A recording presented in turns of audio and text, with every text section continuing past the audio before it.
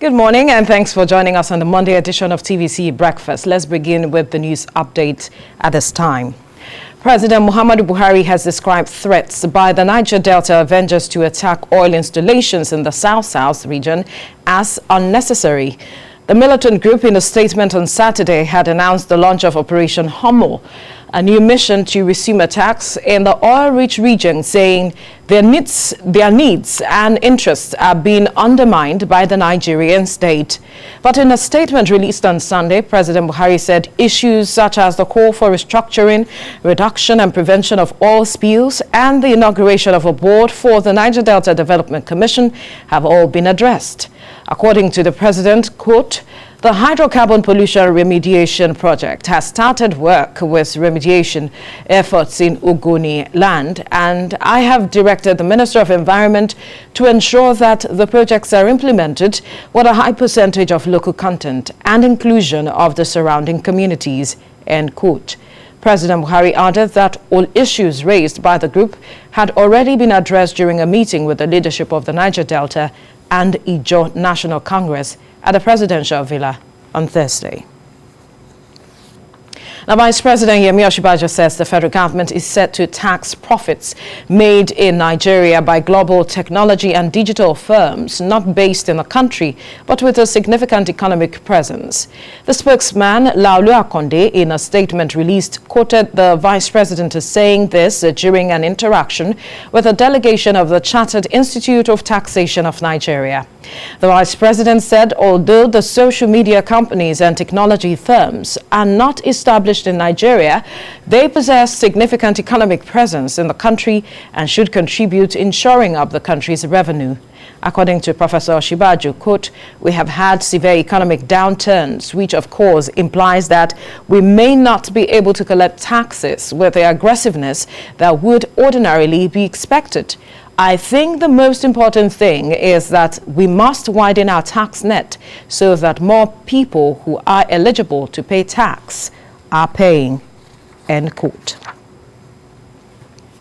Now, despite the series of challenges confronting Nigeria, the country has been described as a land of opportunities. Former President Olusegun Obasanjo made this known in Abeokuta, the Ogun State capital. Was developing Nigeria and to always be good ambassadors of the country.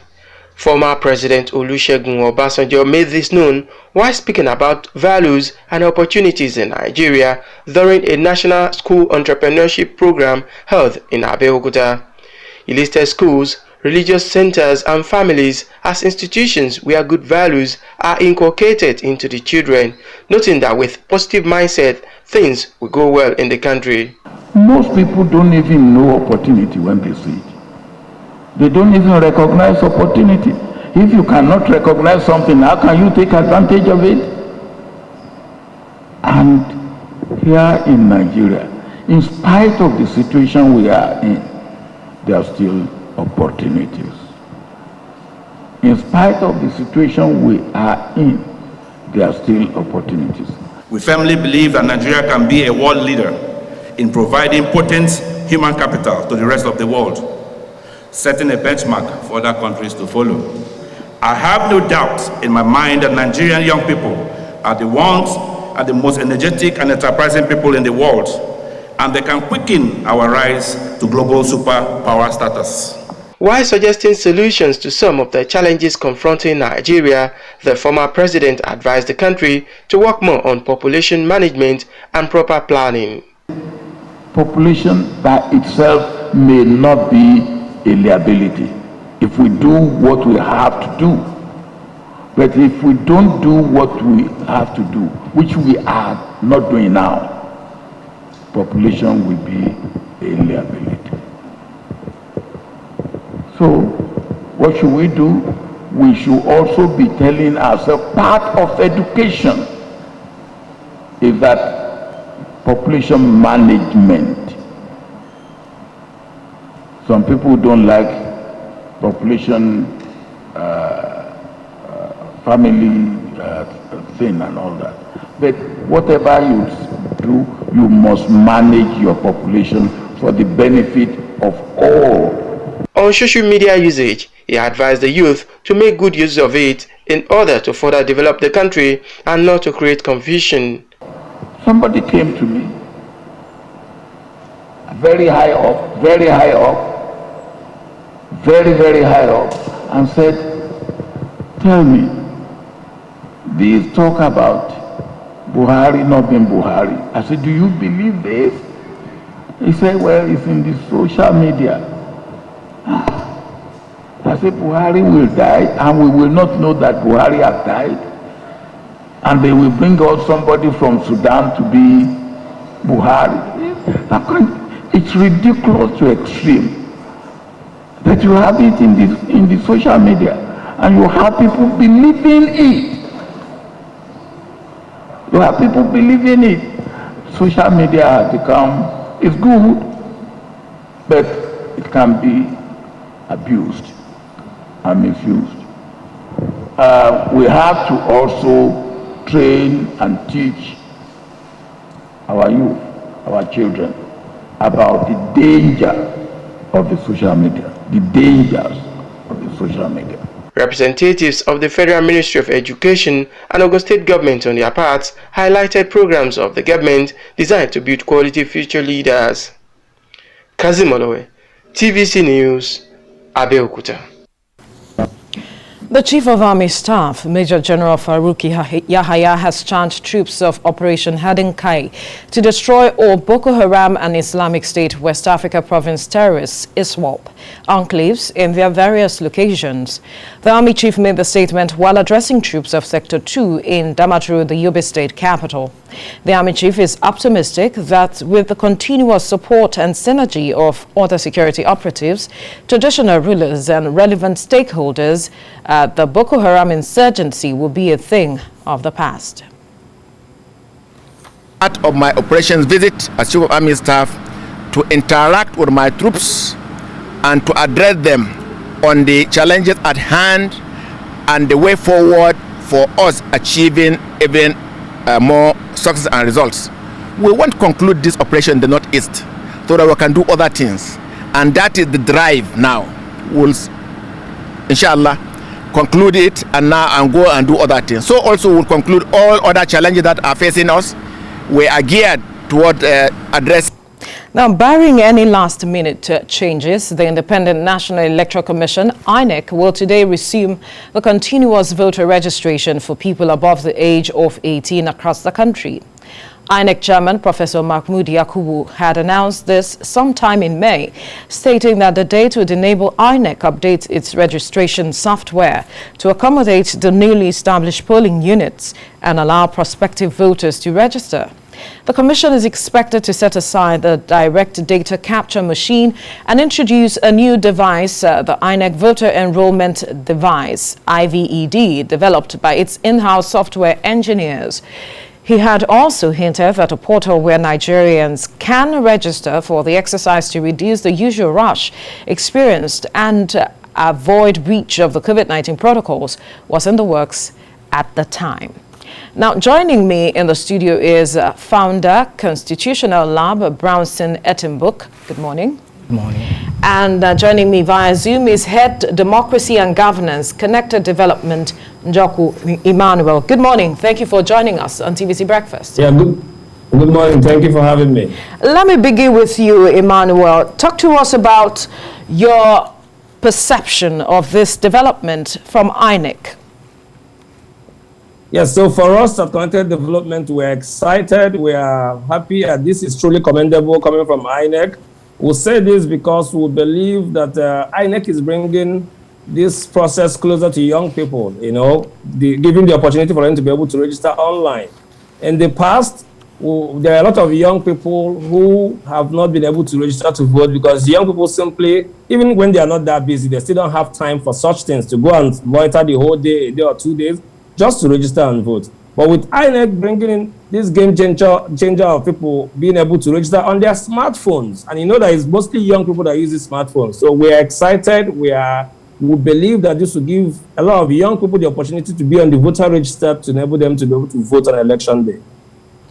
Right. Let's bring it to the studio now. I wonder if you share the same optimism, because a lot of persons are saying there might still be some concerns that INEC needs to look into critically, and that perhaps Nigeria, with considering the environment we find ourselves as it is, we may not be ripe for this online registration?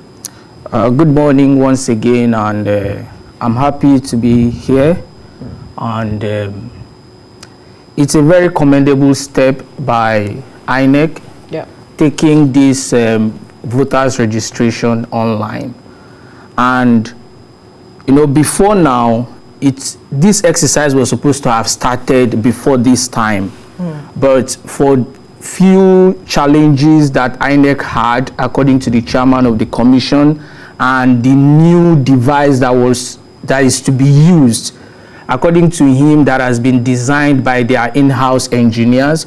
That is why it had to delay till now, and also the COVID-19 issues, because the continuous voters registration exercise is something that is supposed to be ongoing, a continuous one. So with all that has been put in place, and with the assurance that the INEC chairman has given Nigerians, I believe that this exercise will go on smoothly. And it is worthy to note that this exercise is not just for people who have not registered before. Even those who had registered and had issues with their details, like your name wrongly spelled, your age, or any other detail that was wrongly captured, you can edit those details now. And also, those who had issues with their accreditation in the past elections, so there were a lot of issues around the card reader not reading people's PVC and all of those accreditation issues. Those issues would also be addressed in the course of this continuous voters registration exercise. Also, if you decide to change your voters location, your voting location, so say you were in Ibadan and you have relocated to Lagos and you want to vote in Lagos, because of this CVR exercise, you can also go on the portal and change your voting location. So I believe it is a welcome exercise, and most importantly, it is being done online. So with your smartphone, with your laptop, in the comfort of your home, you can register, and all that will take you to the INEC office is for you to go and do your biometrics. So it cuts out time, it cuts out delay, it cuts out the issues of somebody who is registering you misspelling your details and all of those challenges. So I believe it's a welcome. So you do not see, or you do not nurse any sort of fear with regards to this? So the only fear I would have nursed would have been people who cannot access the internet, because we know that there are a lot of persons who are living in the local areas or even in the urban areas who cannot. Well, INEC said it has created over 2,000 locations so for these people. That has allayed that fear for me. Right. Yeah. But let me come back to our guest on Zoom now, talking about Emmanuel. Some persons believe that this will give an avenue for persons to putting fictitious, perhaps, dates and information that could be used to manipulate the 2023 elections. Yeah, so we expressed that same fear. We had a meeting with the INEC leadership, and we expressed the same fear. But then, so remember that when you're doing this online they call it pre-registration, it doesn't start and end online. You still, like my colleague there said, you still have to go to any of the centers across out of the 2,763 centers across the nation to go and finish the registration. So any information we are meant to understand that you impute will be checked when you now go to do the biometrics and the picture capturing in their physical office. But what's important for us is we want a lot of young people to respect Nigerians, especially young people. So I keep saying young people. Look at what my friend was talking about, people that need to do transfer of PVCs. Who are these people that do transfer of PVCs? They are mostly young people. Why? Young people are the most mobile demography in Nigeria. Young people are the ones that, someone that is doing NYC in TVC right now, by the time he's going to vote in 2023, he probably will not be in Lagos or in Abuja. He would have gone back to his base after the NYC. It's young people that are mostly getting married and relocating. It's young people that are always mostly getting jobs and are relocated. Even in places where people are displaced because of insecurity, it's usually young people and women. So we'll try to urge young people to understand the importance. So for most young people, we think that the election is the election day in itself. But for the politicians themselves, election has started. So I say this with a short story. We've observed the election in 2015 in a particular local government, local government where there are no, it was in South Nigeria. But in that local government, we saw a lot of northerners, and even the people that were in those polling units were wondering, who are these people here? But what happened? We later found out that as at the point when they were doing voter registration in 2017, 2018, a particular politician mobilized a lot of people from outside that locality to come to that zone and register. Then when the time for election comes, they are still brought back again to come and vote. So what does that tell you? It tells you that for politicians, the election get themselves on the register, because if you are not on the voter register, you will not be able to vote. Young people should totally dispel this fallacy that votes don't count. Votes in Nigeria since 2015, because of the introduction of technology in the electoral processes, have started to count. And I always ask young people these questions. If you say votes are not counting, why are politicians spending billions of naira to buy people's votes? Who goes to market? Who spends money on what you don't need? Politicians are buying votes because votes are counting. So does that reflect the fact that we haven't done enough with regards to voter education? So I will say this, and I'll be very sincere about this. Within as much as we'll keep doing voter education, voter inducement, because of the poverty situation in the country, somehow is not something that is going to go away with just a wave of a hand. It probably will take time, because there are a lot of poor people out there who do not understand the strength of their vote. But again, I want to trust that with recent developments in the past, for me, from my own perception, in the past from 2015 to 2000 to date, because of the insecurity, the level of unemployment, the inflation, the economic situation of the country, our debt ratio, the issues in the country are so enormous. I want to believe that Nigerians would have probably understood the consequences of your electoral choice. So I want to believe that this is the right time for INEC to start this, when people really believe that if this government have done well, we should register to reward them to stay in power, and the party. And if we've realized that our electoral choice that we made at some point in 2019 or 2015 has not favored us, this is also an opportunity for us to sack the people in power. So this is very important for every night. These things should be discussed. I think this should be the most important conversation this week, given that INEC is starting this process today. All right, let's bring the conversation to the studio now. Etumbuk, he mentioned something. He says Nigerians should have learned over the years that the power that they carry, especially when it comes to their voters' card. But when you look at over the years, the elections we have had since 1999 till now, do you think that Nigerians are really learning lessons from all of the exercises and learning lessons with the choices they have made so far? Yes, I want to believe Nigerians are learning lessons by the day because of the recent developments that we've had in the country.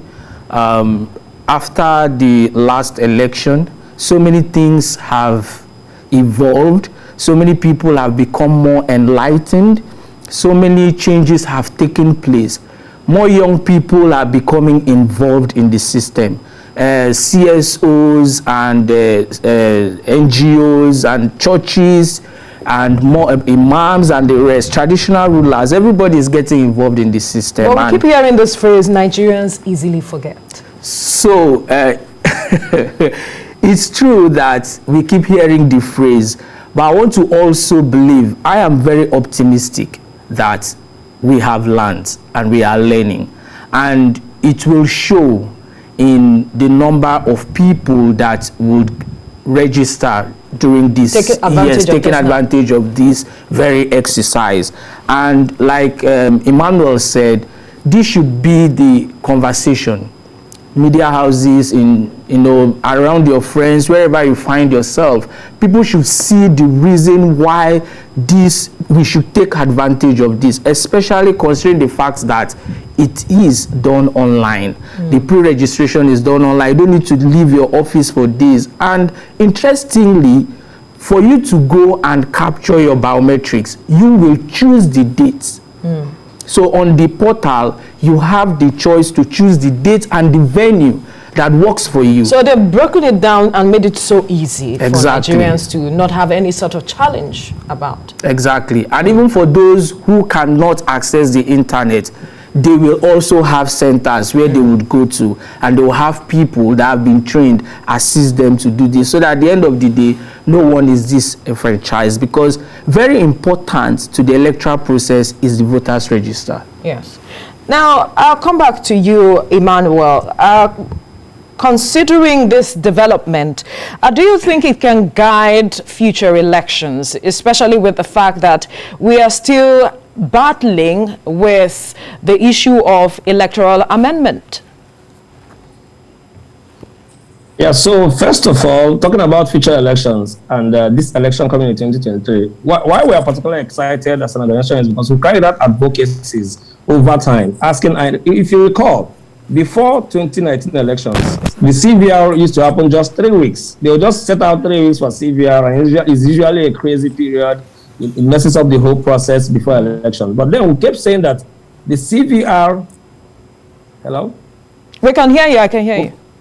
Okay, fine. We kept saying that the CVR needs to be continuous in its sense of it. So we've not gotten to that point where people can register at any point in time. We'll get to that point, But again, we are happy that it has gotten to this point, and now we are happy that they've stepped up the game by bringing it closer to young people through online. There was a second question he asked. I forgot the second question. The Electoral Amendment Act. So yes, so it is very disappointing for us that the National Assembly, till this moment, have not even brought the Electoral Act Amendment Bill to the House for third reading.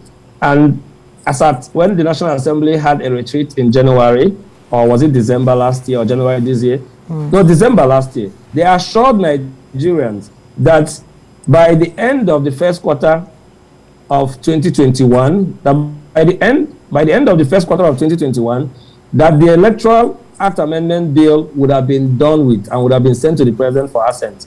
But look, we are about to enter the third quarter of the year and nothing has been done. So our political actors, I don't know if they forget that they are leaders and they are fathers. People look up to them. How do they come out and make assurances and promises and go home and sleep well and do nothing about it? Because the truth is, with all of this effort that INEC has been making to get people to be on the voter register, to try to bring in technology for their votes to count, if the Electoral Amendment Act is still not passed and assented to by the President, it will still set us back a long way. Nigerians this should be the conversation. There should be a lot of pressure and advocacy from every person that knows their political leaders in the National Assembly, because if this Electoral Act Amendment Bill pulls through, I will tell you that our elections will become better and we'll be able to elect credible leaders beyond, the kind of leaders we have presently in Nigeria, we've always had in Nigeria. So it is very germane and very important to the progress of Nigeria as a nation under the democratic dispensation as we have it right now. So it's important. We'll keep talking about this, but then we'll celebrate the small wins. So I keep saying this, and I said this yesterday in a particular platform. We will always commend INEC for the efforts they are making. But then I feel that for every effort INEC makes, the government, whether at the level of National Assembly or the presidency, like we saw in 2028, 2029, when the presidency refused to assent to the Electoral Act Amendment Bill, for every 10 steps INEC takes, the president will just do something that will set INEC back by 30 steps. I say this, given instances like the nomination of the National Commissioner of INEC that the presidency has sent, the person of Miss Loretta Onoche. Yeah. This is a lady who we all know that has been partisan, who we all know that works as a card-carrying member of the APC. But so a lot of young people find it hard to believe their votes will count. Then the presidency is sending this list. Does the presidency not understand the effect and the impact this will have in the trust of citizens who want to vote? How do you expect Nigerians to trust that the processes will be transparent, that INEC will truly be independent when you are sending a full card carrying member, which goes against the law? These things are just are very sad developments that hinder the progress that we're supposed to make in the electoral reforms in Nigeria. I really trust and want to appeal to the presidency to call back this nomination. There are lots of people who can do this job. You know, when you send an honorary letter to INEC, you are just telling Nigerians that, hey, INEC is no longer independent and your votes probably will not count. Yeah. That there will be bias in INEC. So I appeal to the presidency to call back that nomination and send someone who really will have business in INEC. Okay, let me ask Etumbuk's position with regards to the same matter, seeing that we're still having a battle, because the question on the minds of some Nigerians is the fact that why is it so challenging, you know, to assent to this amendment, to push it forward, seeing that it will bring us the development we desire and move us forward, knowing how critical elections are to our democracy? So it beats my imagination, and I believe it's the same position most young Nigerians, you know, will take. Why it has been so difficult for the Electoral Amendment Act to be passed. So we keep hearing stories upon stories, and you want to ask, what exactly is the role of the legislature? You know, so if that one thing that is very important cannot be done, so look at something like the Petroleum Industrial Bill. You know, these are key bills that should be passed that will help accelerate the growth of this country. So you want young people to be part of the electoral process. You want us to believe that our votes will count. And there are challenges that we are having. Clearly, everyone knows. And we have seen that the Electoral Amendment Act, if passed, will solve these issues. But yet, it has become like, you know, a big elephant in the room that cannot be taken care of. And we want to ask, what exactly is the problem? Are there people who don't want this bill to be passed because there are certain benefits, in quotes, that they are getting, which, if this bill is passed, they will no longer have those benefits? So it leaves a question mark. And that goes to the point of saying whether we believe our votes will count or not. So like Emmanuel said, for every one step INEC is taking, what is the presidency, what is the legislature doing to ensure that this progress is sustained? Because, you know, it's a circle. Everyone will have to play their own role. So if you don't play your own role, definitely something will be lacking. And what needs to be achieved will not be achieved. What are we talking about here? It's for the betterment of our country. Right. If we all say we are Nigerians and Nigeria belongs to us, we should push for things that will make Nigeria better. Because we are not looking at today alone. What about tomorrow? President Buhari's children are Nigerians. The president of the Senate, his children are Nigerians. Probably he will not be here in the next 50 years, in quotes, let me say that. But what about his kids? Whatever legacy that is left today will definitely all come back to face us, right? So why don't we do what we can do now to save the future, to save Nigeria? Because if this Electoral Amendment Act bill is not passed, so many young people will not believe in the electoral process. We are taking up the advocacy and the push that with what INEC is doing, young people should, you know, and take advantage. Yes, take advantage. We are taking the message, especially to young people, to women.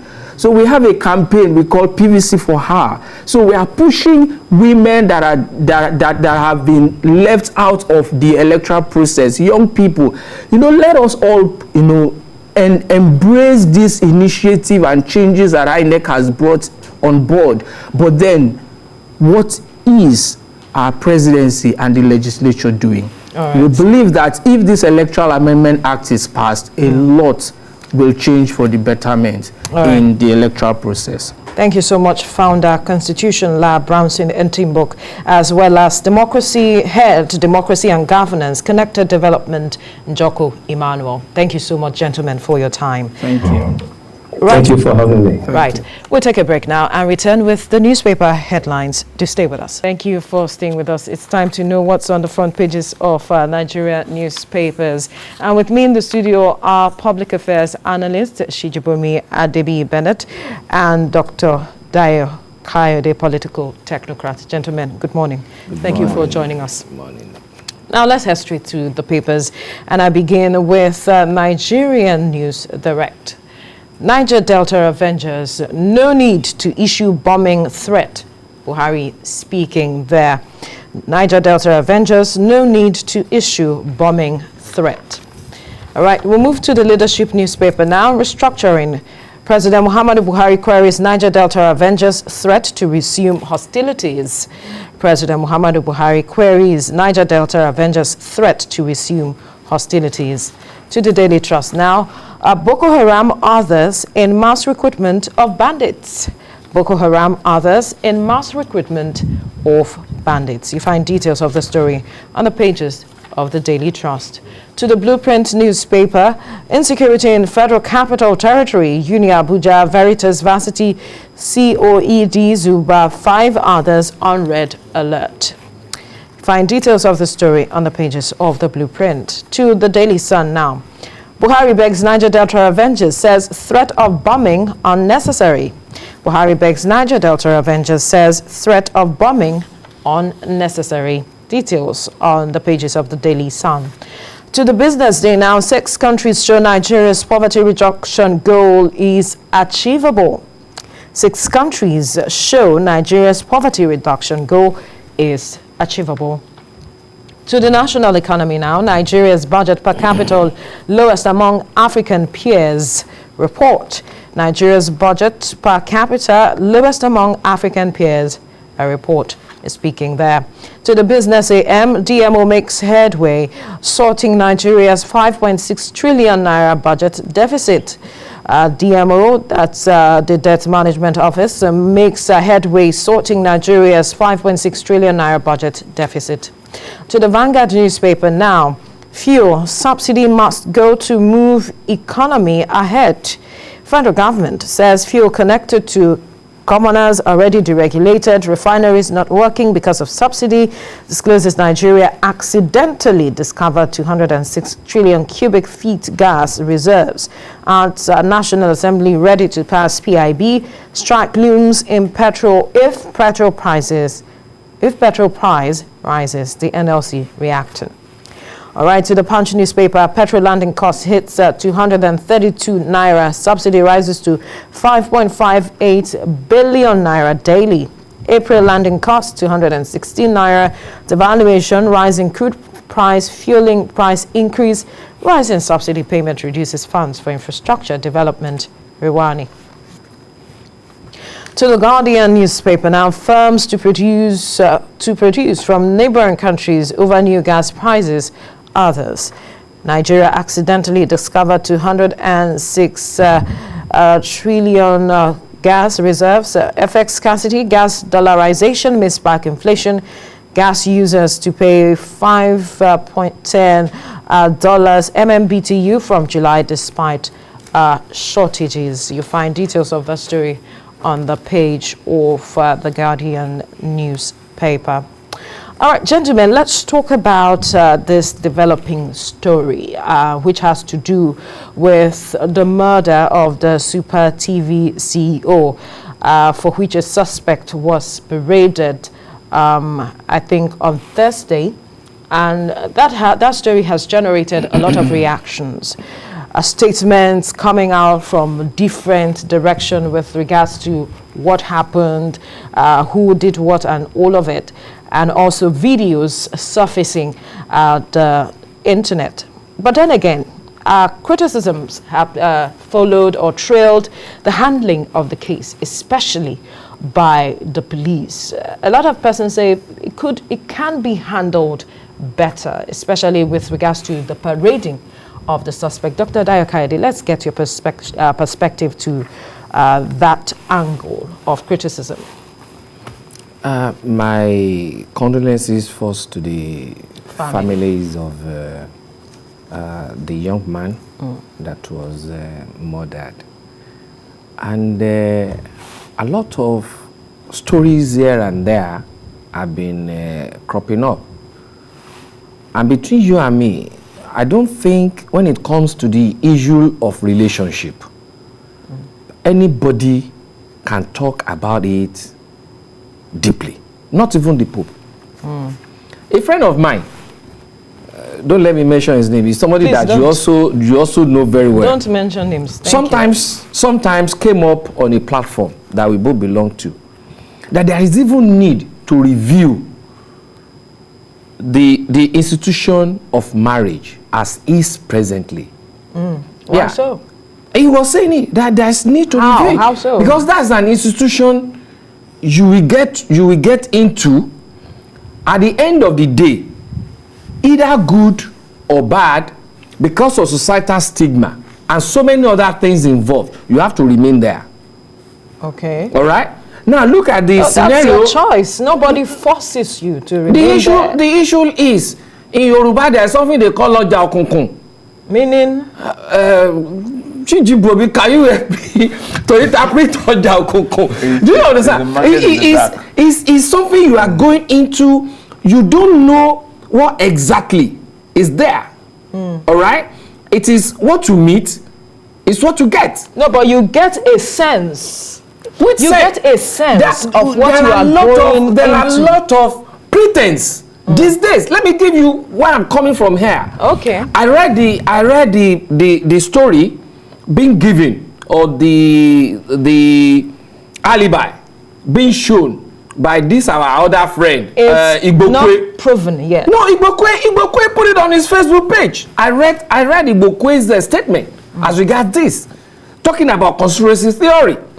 As regards this lady, the wife of this guy. The family is threatening a lawsuit now, saying that most of those stories are false. How would they know? How would they prove to it that it's false? Do they need How to can go? we prove that do they it is need the to truth? go? Do they need to go to court before knowing whether it's false? How can we prove that it is the truth? Then let them leave it for police to investigate. Right. Look at it. They are saying, look, this lady, according to Igbokwe, he said, look, the story that he has is this lady was actually asked to marry somebody before marrying this guy.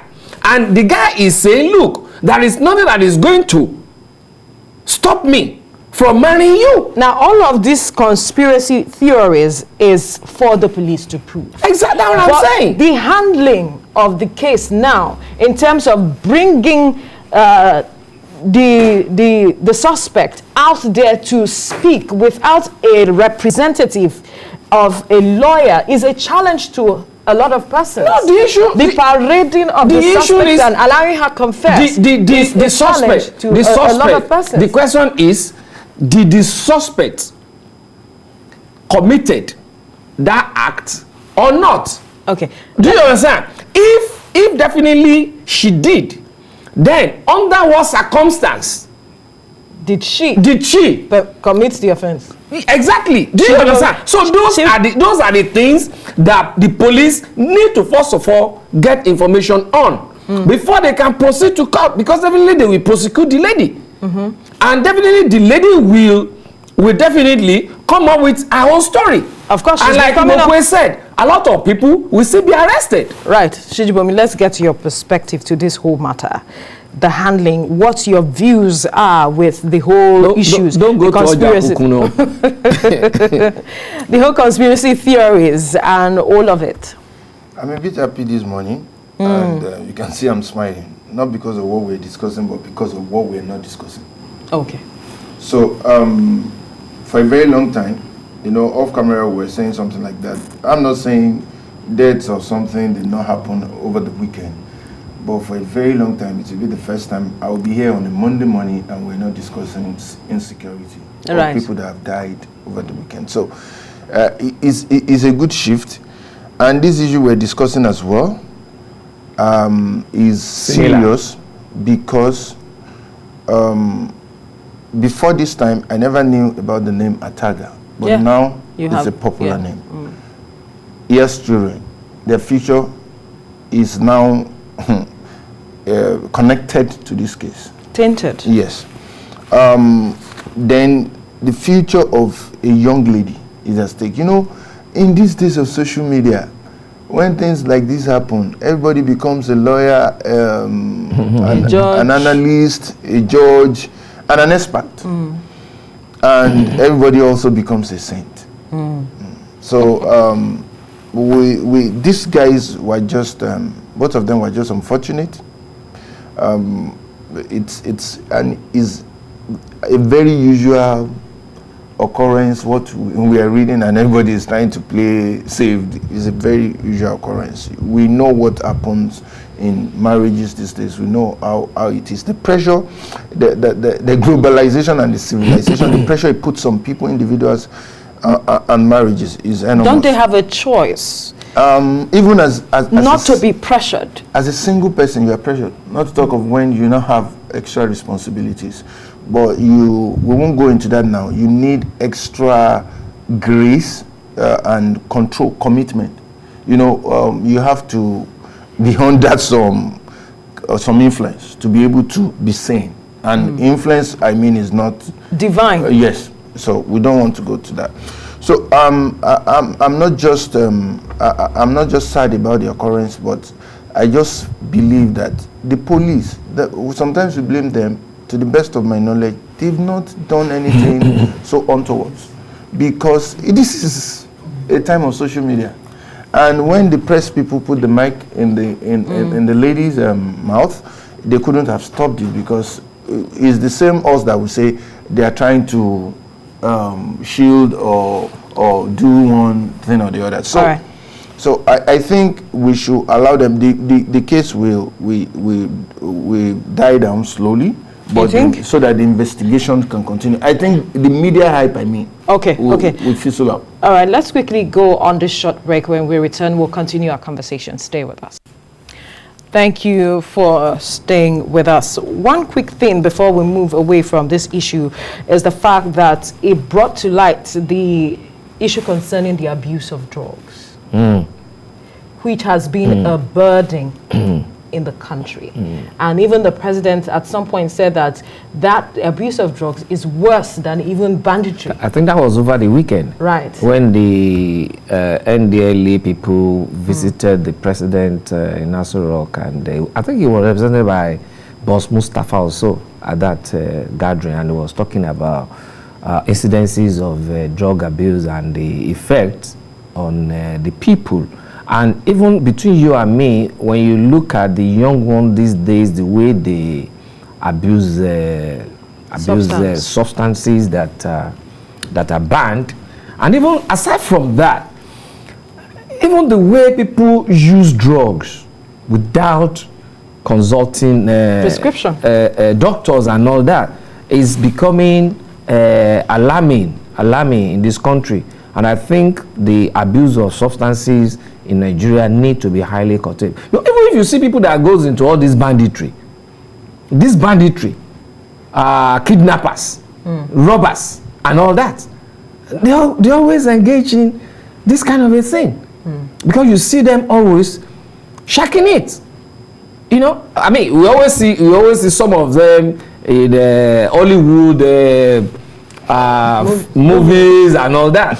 You know, so I think it's high time such are being properly controlled in this country. You know. Can we really control this, Shijibumi, when we talk about the abuse of substance and drugs? Because we've been talking about it over time, but it seems it's coming to light the more these days.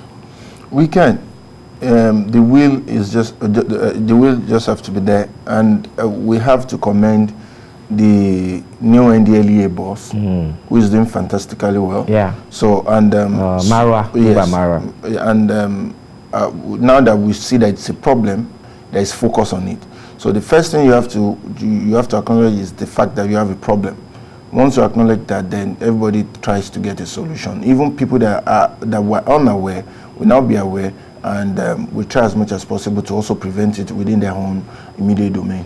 All right, this story on the page, the front page of the Punch newspaper, I know we are going to just gloss over it because it seems to be grabbing the attention of Dr. Diakaide. Petrol landing cost hits 232 naira. Subsidy rises to 5.58 billion naira daily. And you want to react to this new development? Sure. Two things here. Before this government got into power, they have been seeing subsidy as a fraud. Right. So where is that subsidy now? That is, we are now getting 5.58 billion daily. That is one. Two. When we are paying so much for even the petrol. What I'm saying, I mean, when we are paying so much even for the petrol. Thank you. What I'm now saying is this. Why should we be talking about landing costs of even petrol? Why? When we have this crude oil in our country, when we have even some refineries that are being labeled illegal. What is making all those refineries illegal? Remove all those illegality and make it legal. Do you understand? Because people... Is it that easy to do? Well, what is difficult in that? People that you never trained. They are coming on with the products that they are using. Then train them. Whatever you need to put, whatever input you need to add, to be able to add value to what they are doing there, do it. And then make it legal. Do you understand? And this will now remove the burden of this landing cost and the in quote now fraudulent subsidy. Imagine when the prices of petrol is now being increased again, how it's going to drain on people's real income. NLC is already threatening that if NLC, what happened the other time? The other time NSC was saying this and that. Did they revert it? No, it was not reverted. And you remember the whole sort of rumor that went around the whole country then. It's enough for NSC to be waiting till when government will say they want to increase. Let NSC come out and say, okay, not until when one, you legalize all those illegal refineries, make them to be legal, add value to them, and then two, let us have our refinery working. Let us have modular refineries here. Then until then, we're not going to discuss with you. Because of the subsidy being paid, that's why some of these refineries are not working. Since when? I don't know how much of social media you were over the weekend. I read in some places that they were even talking about people that are stealing it down to other neighboring countries. Right. Since when have you been talking about that smuggling here and there? Right. I mean, this is becoming an unbecoming perspective to this development. This will always happen until we get it right. We have so many things determine the price of landing cost of petrol. Chief amongst them are, number one, the international price, which is $75 per barrel now, and number two is our dollar to naira rate.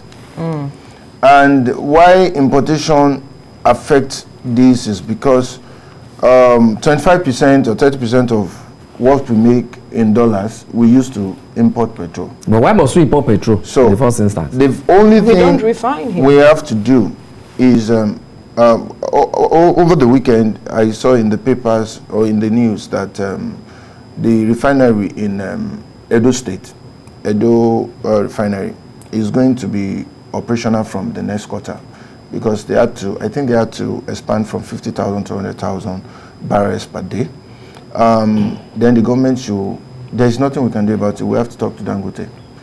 If the government tries to increase the price of petrol today, no matter the person that comes out, I will be on the street. It's not possible. No government can try to increase the price of petrol as of today.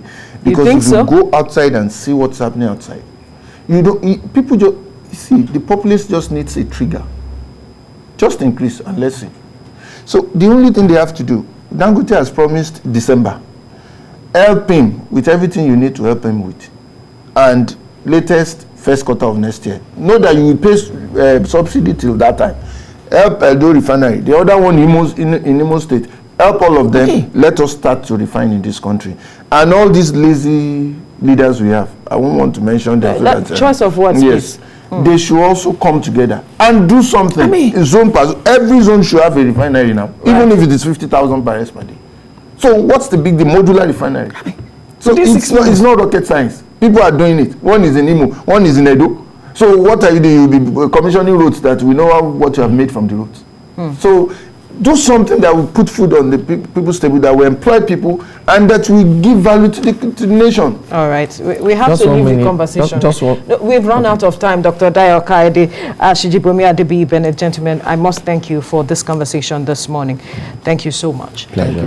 Right, we'll take a break now. When we return, it will be time for the news updates. Stay with us. Thank you for staying with us. Let's bring you the news update at this time. President Muhammadu Buhari has described threats by the Niger Delta Avengers to attack oil installations in the South-South region as unnecessary. The militant group, in a statement on Saturday, had announced the launch of Operation Hummel, a new mission to resume attacks in the oil-rich region, saying their needs and interests are being undermined by the Nigerian state. But in a statement released on Sunday, President Buhari said issues such as the call for restructuring, reduction and prevention of oil spills and the inauguration of a board for the Niger Delta Development Commission have all been addressed. According to the president, quote, the hydrocarbon pollution remediation project has started work with remediation efforts in Ogoni land, and I have directed the Minister of Environment to ensure that the projects are implemented with a high percentage of local content and inclusion of the surrounding communities, end quote. President Buhari added that all issues raised by the groups had been addressed during a meeting with the leadership of the Niger Delta and Ijaw National Congress at the Presidential Villa on Thursday. Vice President Yemi Osinbajo says the federal government is set to tax profits made in Nigeria by global technology and digital firms not based in the country, but with a significant economic presence. The spokesman, Laolu Akonde, in a statement released, quoted the vice president as saying this during an interaction with a delegation of the Chartered Institute of Taxation of Nigeria. The vice president said although the social media companies and technology firms are not established in Nigeria, they possess a significant economic presence in the country and should contribute in shoring up the country's revenue. According to Professor Osinbajo, quote, we have had severe economic downturns, which of course implies that we may not be able to collect taxes with the aggressiveness that would ordinarily be expected. I think the most important thing is that we must widen our tax net so that more people who are eligible to pay tax are paying, end quote. The Chief of Army Staff, Major General Farouk Yahaya, has charged troops of Operation Haddon Kai to destroy all Boko Haram and Islamic State West Africa Province terrorist ISWAP enclaves in their various locations. The Army Chief made the statement while addressing troops of Sector 2 in Damaturu, the Yobe State capital. The Army Chief is optimistic that with the continuous support and synergy of other security operatives, traditional rulers and relevant stakeholders, the Boko Haram insurgency would be a thing of the past. Just part of my operations visit as Chief of Army Staff to interact with my troops and to address them on the challenges at hand and the way forward for us achieving even more success and results. We want to conclude this operation in the Northeast so that we can do other things, and that is the drive now. We'll, inshallah, conclude it and go and do other things. So also we'll conclude all other challenges that are facing us. We are geared toward addressing all of them. All right, we'll take a break now. When we return, it will be time to talk business. David Alabi will be with you, bringing you updates. Stay with us. Hello, welcome to the Monday Business News Report. It's now time to bring you a feature on the show today as we look at the debt profile for the 36 states of the Federation as well as the Federal Capital Territory, which fell slightly to 4.12 trillion naira as of the end of March this year. That's the end of the first quarter of the year, from 4.19 trillion naira as of the end of December 2020. Now, the National Bureau of Statistics disclosed this in its report on Nigerian domestic and foreign debt in the first quarter of the year. The report shows that the domestic debt data for the 36 states of the Federation and the Federal Capital Territory as at March the 31st amount in naira. Now, according to the report, Lagos State recorded the highest debt level with a total of 507.38 billion naira, while Jigawa State recorded the lowest debt level with 31.57 billion naira. The Federal Capital Territory also recorded a debt of 69.53 billion naira, while Zamfara State, Yobe State, as well as Taraba State had a debt of 96.98 billion naira, 60.09 billion naira, and 100 billion naira, respectively. Now, the National Bureau of Statistics had earlier reported that the country's debt profile stood at 33.11 trillion naira as at March the 31st this year. Well, joining me now live in our Lagos to discuss this development and much more, I have economist Michael Ilo. Good to have you on the breakfast show this morning. Yeah, thank you for having me, David. Now, with the figures we have on ground right now, looking at the first quarter of this year, yes, it is commendable to see that the debt level has reduced a little bit, 4.12 trillion naira compared to 4.19 trillion naira that was recorded by the end of the fourth quarter of last year. But still talking about state's revenue generation strategy, do you still think we have a change in the body language of the government and also partnership in terms of public-private engagement to ensure that we have the key sectors of the economy run? Because at the end of the day, it seems we're still applying the same old model to operations, really. Well, I wouldn't call a change from 4.19 to 4.12. It's a small margin, but an appreciable effort. Consequential change. And unless we see the context, we may not really know. Maybe somebody is delaying in payment, or they made some payments, as it were. These are domestic debts being owed to maybe majorly banks and contractors. The truth of the matter is our income generating model, the sharing formula that we're using, is not working. Since the late 70s, when they said our problem is not money but how to spend it, we've had issues because people are not generating income, and at the end of the month everybody sends their accountants to Abuja to go and bring in the loot, so to say. At the end of the day, people get lazy. Now you find states spending as much as 92, 93, 80%, 85% of their income on payment of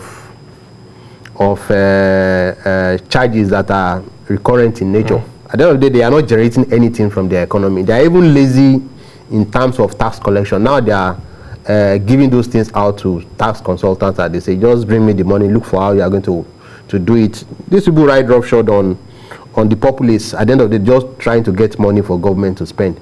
The money, they are not getting much. Those tax consultants are taking heavy tolls in terms of what they collect, maybe 10, 15, 20%. These are the issues with our economy. I was thinking through this, and I felt, why can't we have a 7-year plan agenda, you know, like, for development? It's not going to be one fell swoop. It's something you are going to do in a staged format. Like, okay, now everybody depends on the federation account. What if we reduce this over the next, to make sure that at the end of 7 years, 50% of what you generate in your state comes to you. The other 50% is paid as tax. I like the fact that you made mention of the federation, what we get from the federal government, allocations from that regard as well. That seemed to fuel the sentiment of making the state or state governors lazy, really. Now, looking at the key sectors of the economy, with the fact that we have states' budgets also mimicking the federal government's budget in terms of recurrent and capital expenditure, it's still a ratio that does not support any growth, really, be it infrastructure, be it health, education. It's dead on arrival. Even the federal government has issues. So, until we are ready to have that conversation where we rethink the whole concept of the Nigerian state, what makes us viable? You've seen the reports that only 6 states are actually viable economically. So why do we have 36 states? And some people are already clamoring for more states to be created. What exactly does it mean for us to exist as a nation? In the 60s, Nigerian economy was quite ahead of Taiwan and South Korea. Now they are, multiples ahead of us. What are we doing? We have all the best brains, we have the people, we have the population, we have the youth that we can drive change with. At the end of the day, we are not willing to have that conversation. Now the youth are going into drugs, people are stealing, people are killing for peanuts, as it were. And at the end of the day, nobody is really talking. These are the conversations we need to have.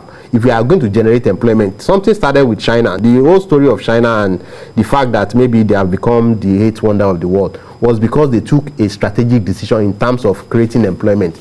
They look at individual enclaves, maybe communities and states, and say, okay, what can you produce from your state? If you can tell me what you can produce, and you produce, instead of that communist setting of, okay, whatever you produce goes to the federal government. No, you produce, give us a certain percentage because there's something we are going to be negotiating with. But anything you produce after that minimum figure, you can sell on the exchange and they make money. That's the single most important decision that China made that has transformed their economy. There are states with crude oil, there are states with gold, there are states with bauxite, iron, tin, and whatever. Let's forget, okay, even intellectual property. These are things that are all naturally available in the ground. So allow the states to run their resources and pay tax to the federal government. This is what we are doing. How do you think we're faring right now and revisit the agenda of one state, one product? Really, we have over 15 states that produce coffee, but we are not one of the biggest net exporters of this commodity. We look at other commodities and we ask ourselves the question of, we are naturally blessed, so why do we have this deficient economy? Well, 55% of the land in Nigeria is arable. That means it can be farmed. In the 60s, before the advent of oil, we were relying on agriculture. We've heard of the granite pyramids in the north. There is cotton, there is palm produce in the east. Is there not lesson not These things are still there. The land is still there. Even we can, with fertilizer, we can even have more produce coming from those lands. Why are we not doing them? This cost of oil that we have had over the years, that everybody now believes that, okay, I don't have to do anything. But states that are not producing oil, why can't we have this agenda? One state, one product. Look for your comparative advantage and then milk it as your cash cow as much as possible. If you actually see something that is working, some people are there. You know, the issue of the contraption, so to say, called Nigeria is the fact that as far as the federal government is unwell, when the head is sick, the whole body feels it. Mr. Aino, for the lack of time, I would like your thoughts on also looking at how you think insecurity, the current insecurity challenges we have on ground, will heighten our debt levels at state levels especially. Well, I think there's no debating that, except for the Borno governor that mentioned the fact last week. Nobody in Nigeria has talked about it. The United Nations World Food Organization said famine is coming, and it's because of insecurity. People are not doing their bit on the farms because they are afraid for their lives. So as long as that persists, before you know it, you know, the problem with farming is that you may not see it the same day they leave the farms, but 3 months, 6 months, 9 months down the line, when the harvests are supposed to come in, and you have exhausted the last one, you find out at the end of the day, the farming starts and we start borrowing again. Thank you very much for your time on the breakfast show this morning, Akila. It's been a pleasure speaking with you, and then we can only hope that state governors now begin to have conversations and agendas set that will really take the economy at state levels out of the current poverty index that we have on ground and the state of production. It's really not the best picture we have on ground. Thank you very much once again for your time. We are ready to have that conversation. Thank you. Well, that's it from the business desk this morning on The Breakfast Show. We'll take a quick break, and then when we come back, we have plenty more sports stories in just a moment. Good morning. Hello, and welcome to Sports on TVC Breakfast. Now, Akwa United title hopes suffered a hitch after the Promise Keepers fell to a 1-0 defeat against Katsina United at the Ahmadu Bello Stadium. Akwa United maintained top of the log with 53 points from 29 matches. Elsewhere, Nasarawa United moved within a point of the leaders, following a hard-fought 2-1 home win against Rivers United in Lafayette. Kano Pillars maintained their title push with a slim 1-0 win against FC Ifanyoba. In Jos, Plateau United were held to a goalless draw by Enyimba.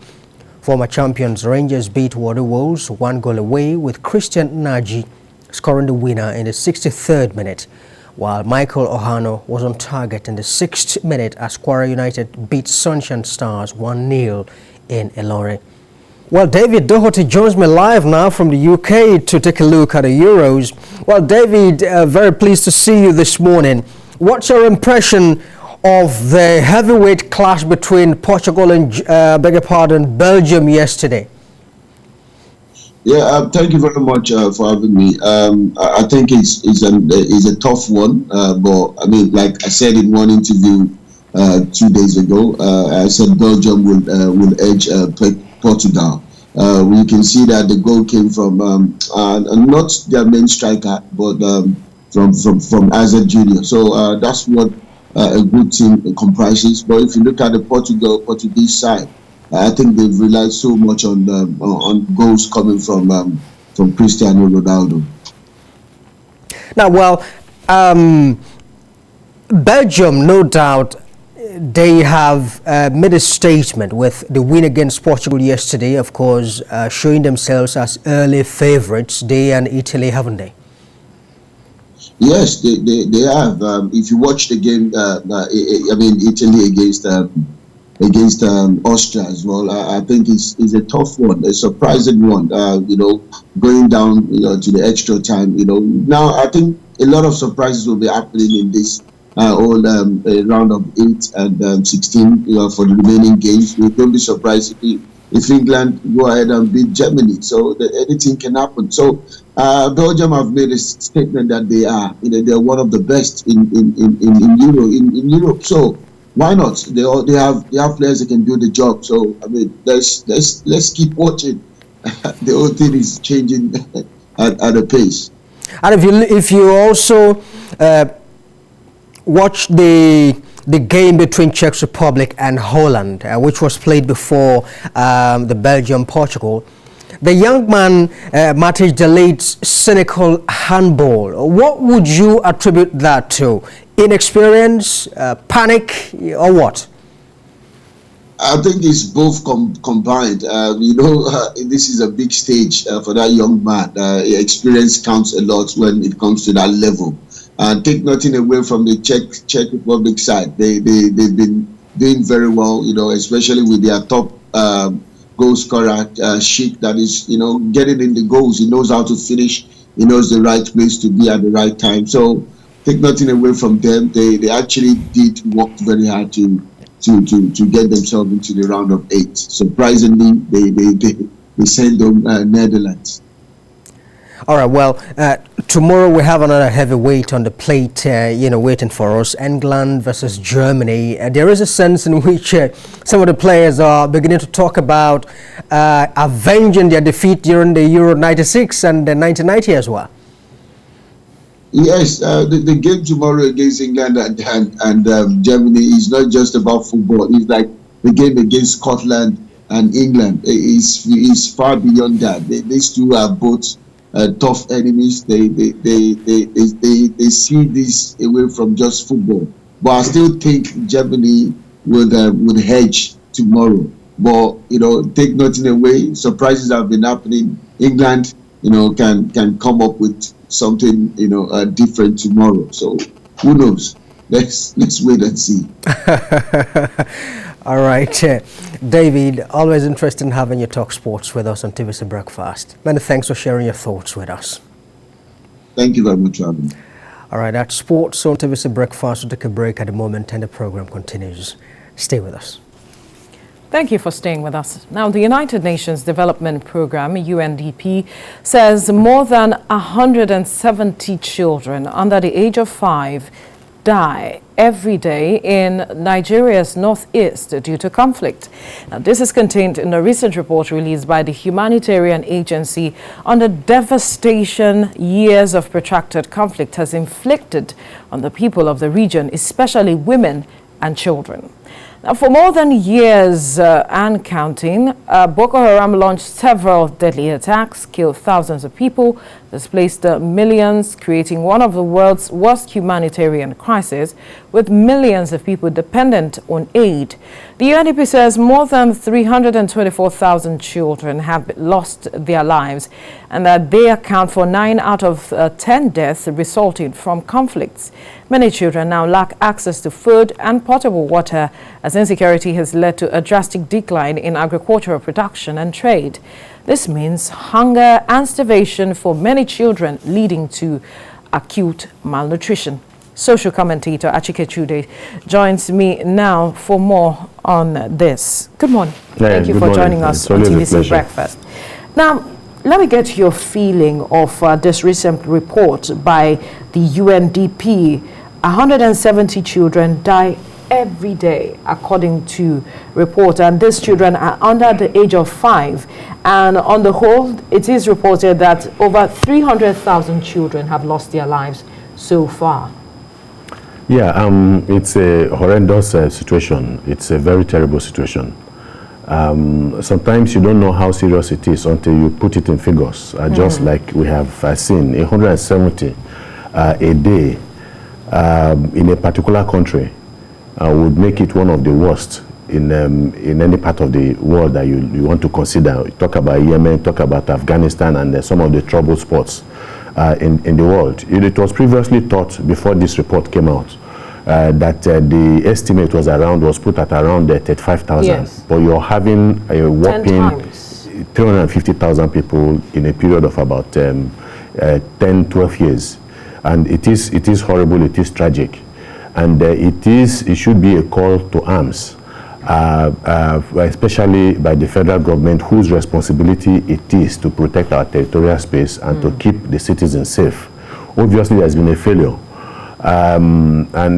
Obviously, the society and the country has failed its most vulnerable population. That is the little children, yes, who are bearing the brunt of what is happening. Obviously, it's very clear that those who are the victims are people who do not really have anything to do with the insurgency, and the violence that's been going on. These are young children and women, and it's horrible. Let's put to proper perspective what this says of our effort over the years to addressing these issues of insecurity in that region, which is already trickling down to other parts of the country, because like you rightly pointed out, the primary purpose of any government is security of lives and property.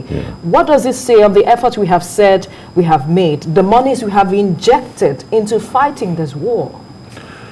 Well, you can only measure success by the result you get, and you cannot talk about successful prosecution of the war against insurgency in the country if we are still having this kind of a statistic. It clearly shows a failure in our ability to stem the tide.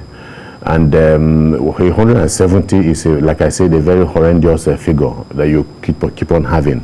So obviously every attempt we have made, and of course attempts have been made, but all of these attempts have not resulted in anything meaningful in terms of impacting negatively against the people that are responsible for this.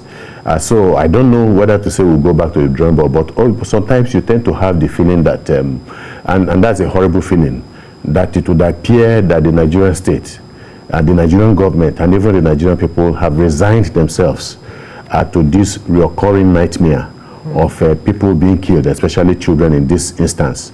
Because nothing, has nothing successful has been done to curb, what is going on. When you do that, of course, you're going to see a reduction in the incidences of violence in parts of the country, especially in that part of the country, and especially, in the number of casualties or victims that you have. Obviously, that has not happened, and that will tell you that despite our best efforts, I want to believe that we have, made efforts, but despite these efforts, that we have not been able to achieve desired goals and our objectives of keeping our people safe, and that is unfortunate. But I think what is even more fearful and more worrisome is the fact that we are, I won't say it's a don't-look mode, but we seem to be living with the failures that we have from that particular. What should we do as a people? What can we do? Because the responsibility does not lie with the people; it lies with the government. Look, some of us have posited. First of all, if we're operating from the premise that the state has failed in its ability to keep Nigerians safe, and from what we have seen, from these results, from this statistic, the state has actually failed. They have not been able to stop it. So if that is the case, do we keep on doing what we have done, hoping for a different result? That will be madness, like people have said. So we must be able to rejig the entire concept of how we want to keep the country safe. one, the security agencies have not done well in spite of their best efforts. We have lost a lot of good men in the process. So that means we must put something else in place. We must get the people involved, the communities involved. And we have always said, you know, that, I mean, in some parts of the north, people have always touted the success of the civilian JTF. They have been involved. Yes, we have been involved in, you know, in counter-insurgency measures, working closely with our security, forces, and that's what I expect, especially in those outskirts, because it is those outskirts that are the most vulnerable places that are prone to attack, because these are softer targets. And apart from, because you find out that Maiduguri is heavily fortified, and you have a lot of military people and the activities of hunters and civilian JTF. So you need to be able to deploy some of these people, civilians, under the supervision of federal authorities, the police, the army, and all that. Since we also lack the personnel, we do not have enough of, you know, security personnel in the country. That's another thing apart from the issue of, you know, weaponry and the rest. So the civilians will be much more motivated to protect their turf, to protect their territory, even than the military personnel themselves. So they need to own it. You know, they need to know that they themselves are charged with the responsibility of keeping their wives and their children and their community safe. And you will see much more dedication from that. So, but we expect them to work with the federal authority, with security authorities. They must be armed, they must be trained.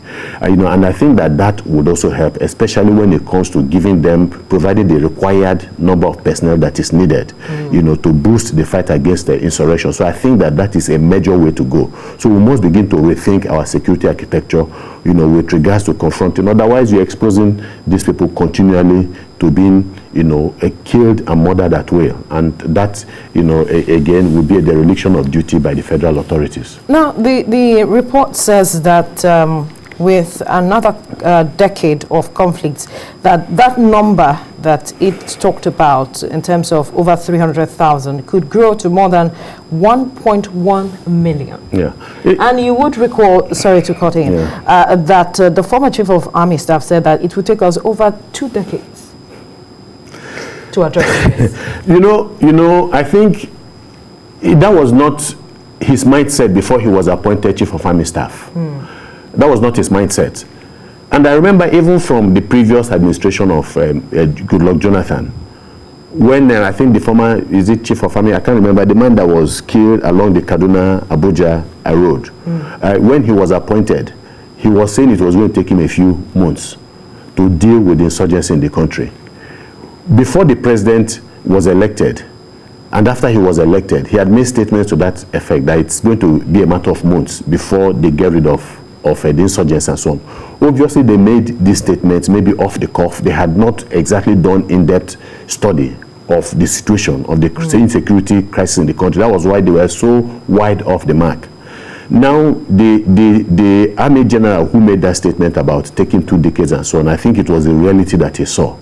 Not because the Nigerian army lacks the ability in terms of, you know, having the right kind of mindset to be able to stem the tide of insurgency, but because of so many other plethora of other issues that are also linked. The issue of inadequate, not being well kitted in terms of having all the necessary, you know, weaponry that they need in the battlefield. That is one. The issue of the morale of the men that has gone down over the years because of the losses that they have been suffering, and the fact that the allowances are not paid as and when due. These are also issues that are mitigated against, you know, the military achieving the kind of success it would have wanted. And then again, the fact that the insurgency and some of the insecurity going on in this country is not just a domestic or localized issue. It has become internationalized. Of course, you have the ISWAP operating together with Boko Haram and some other foreign elements, those that came in from Libya. So that has made the situation very, very complex.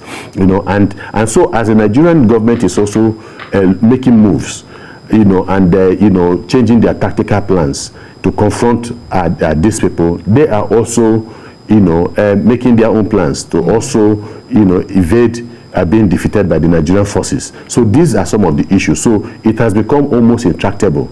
So it's not just, we need to do much more in terms of ensuring that the adequate funding is made available, to the Nigerian army, also at the same time to ensure that that corruption, which has also been a bane in the prosecution of the successful war against the violent insurgents in the country and all the other armed groups in the country, that we will bring it down to its barest minimum, because that also has played a part in making it difficult for the Nigerian army to also combat the insurgency. And because by the time this started, the first few years after it started, I was making a case that the Nigerian government needed to deploy everything, that's available at that particular point in time, because the more you allow this thing to fester, the more invincible it would appear that these organizations become, the more difficult and intractable the crisis is going to be, become, and that is what we have seen.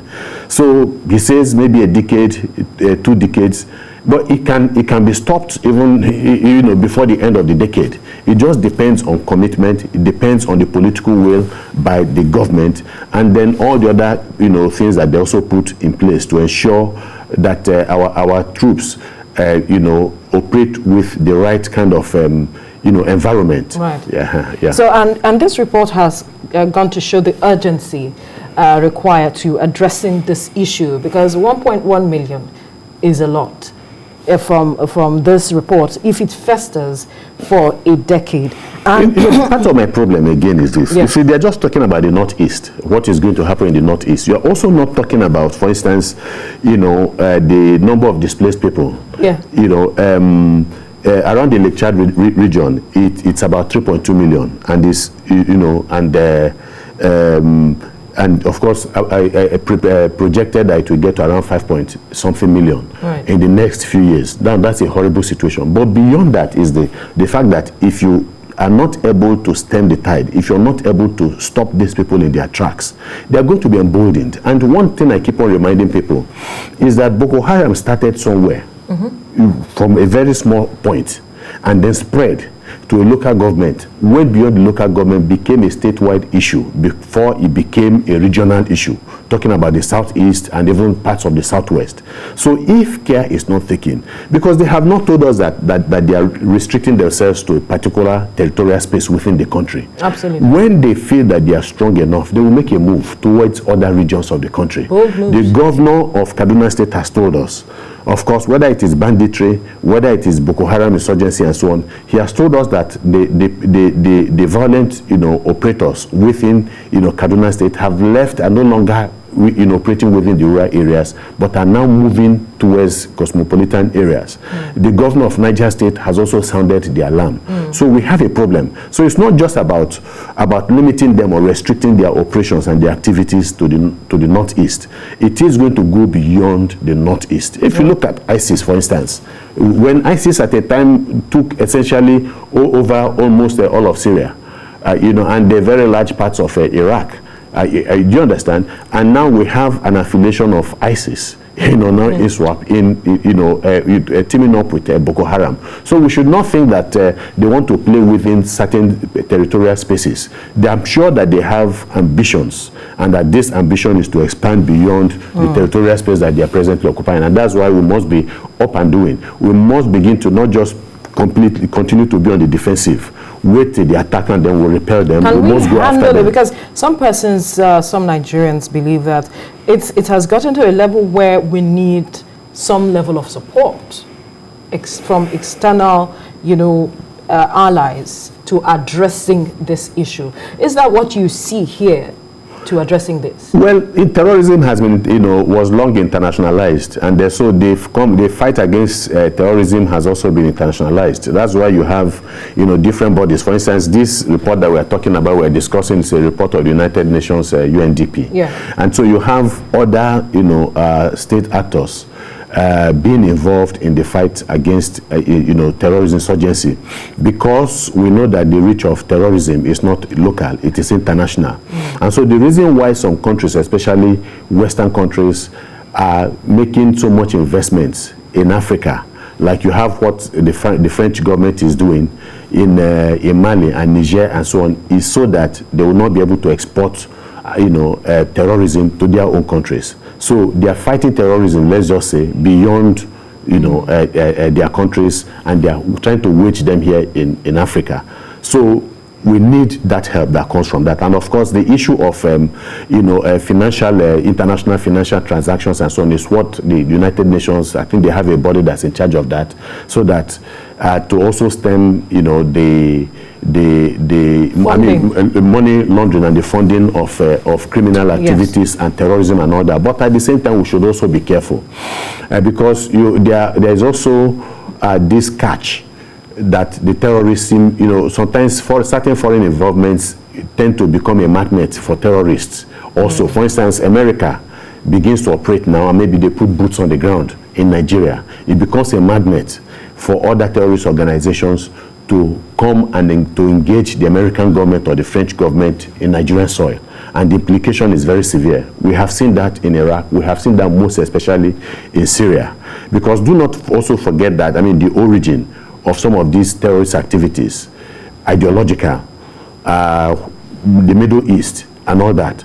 So America continues to be a country that a lot of terrorist organizations, see as the enemy that must be destroyed. So sometimes when you get involved in some of these countries and you get them involved, especially physically, in the attempt, the operations against insurgency, like I said, it tends to draw, the terrorists like a magnet to engage them within the territory, and in the process a lot more calamity and destruction is caused to the country. So we must also be careful about the kind of help we will get from these people, yes, and how you go about it. Now, but obviously help is needed because we have shown that we lack the capacity to address it, and that's why the president was begging the American AFRICOM that is now based in Germany to come to Nigeria after the Nigerian people and Nigerian government under Yar'Adua had resisted every attempt by AFRICOM to locate itself within the territorial waters of West Africa. All right, now the other issue is we have seen the level of attacks on schools. Now that is before this report came up, and the concern now is what the future holds for children who are said to be the leaders of tomorrow, what the future holds for even the country as a whole. Well, long before now, we have not shown as much interest as we should with education in the country. And I'm not just talking about this government, even previous governments. Look at the continuous battle between the ASO and then the federal government, between the non-academic staff union and the federal government and all that. So it has been an ongoing thing. And then we now have this new phenomenon of schools being attacked and then some schools being shut down in the northeast. Of course, it's a very terrible, the future is very bleak, not for the children, not just for the children and the society, but the country at large. Because there is a price we have to pay for not being able to develop our educational sector. And I think over the years we have been paying that price. The fact that and part of the insecurity in the country is because a lot of children, were not sent to school. So and the thing about education is that education has a way of opening minds. Education has a way of increasing the stake, not just for the society, but for the individual that is educated. So you find out that when somebody is educated, he understands, certain values that an uneducated person might not understand. He also understands the value of work, and the value to move in a particular, direction. And once you don't do that, such people fall prey to recruitment, for instance, by some of these terrorists and some of these gangs and all that. So it's important, but unfortunately, the educational advancement of especially the north, where schools are being, closed, is going to be affected badly, as the years, in the coming years. And I think that is also not good. Killings, it's also a complex, the problem just gets being No, because you can't open the schools. The government has proved unable to protect the students, the students. And so if you leave the schools open, you leave them vulnerable, to attack by these people and to kidnap. And the danger, is a catch-22 situation. Right. Between the devil and deep blue sea. If you leave them open, these children are going to be kidnapped. Some of them are going to be killed. And then in order to rescue these children, you have to pay the kidnappers more money, and they're going to use more money to fortify themselves and carry out more attacks on more schools. So we find ourselves in a very difficult and impossible situation. So what I think what we can only do is, first of all, keep the children safe. Education will suffer, but that is the price we have to pay for not being able to do what we should do with regards to securing the lives of our children and schools and protecting the schools. So we have to keep the schools closed for now, or maybe you send these children to some other places where the schools are much safer, and then look for ways to keep, to now successfully carry out or prosecute whatever battle you're having against these people, so that children can go back to school later. All right, we'll leave the conversation here. Social commentator Achike Chude, thank you so much for your time. It's always a pleasure. Thank you. All right. Let's tell you now that the views and reactions of all our guests are theirs and have no connection with TVC News. That's all on TVC Breakfast this morning. Join us again tomorrow for another edition at 7 a.m. Do stay safe.